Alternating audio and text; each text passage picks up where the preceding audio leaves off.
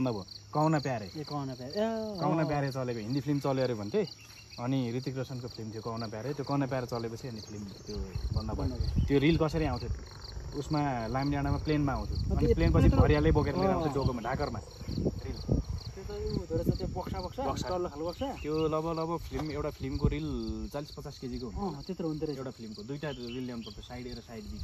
छुट्टै छुट्टै अनि त्यस्तो कहानी छ नि त सर हामीसँग अनि त्यहाँ अर्को पनि एउटा किस्सा हुन्थ्यो हेर्नु अब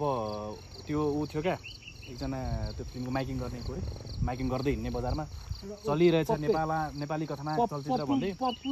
पप्पी पनि हो अनि को थियो अर्को मान्छे नाम त चिनिनँ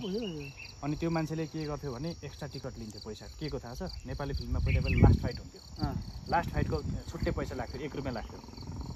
ठ्याक्कै स्कुल छुट्टी हुन्थ्यो 4 बजे स्कुल छुट्टी हुन्थ्यो अनि समावि पञ्चमावि वरिपरि पढ्ने विद्यार्थीहरू ठ्याक्कै 4 बजेतिर लास्ट फाइट आउने बेला भएको हुन्थ्यो नेपाली फिल्मको उडेर 1 रुपियाँ लिएर लास्ट फाइट हेर्न जाने रो छिराइदिन्थ्यो 1 रुपियाँ लिएर अनि लास्ट फाइट हेर्न चाहिँ पाइन्थ्यो नेपाली फिल्मको लास्ट फाइट हुन्थ्यो नि पहिला अनि त्यति बेला खुब चर्चा थियो सबभन्दा धेरै पैसा कमाउने लास्ट फाइट भनेको ज्वाला है त्यसले चाहिँ सबभन्दा धेरै फिल्मले भन्दा लास्ट फाइटले धेरै पैसा कमाएको अरे क्या त्यस्तो गर्थ्यो रहेछ लास्ट फाइटको पैसा लाग्थ्यो छुट्टै सानै थियो अनि यो तल्लो हलमा चलेको पहिलो फिल्म कुमारीमा चलेको पिञ्जडा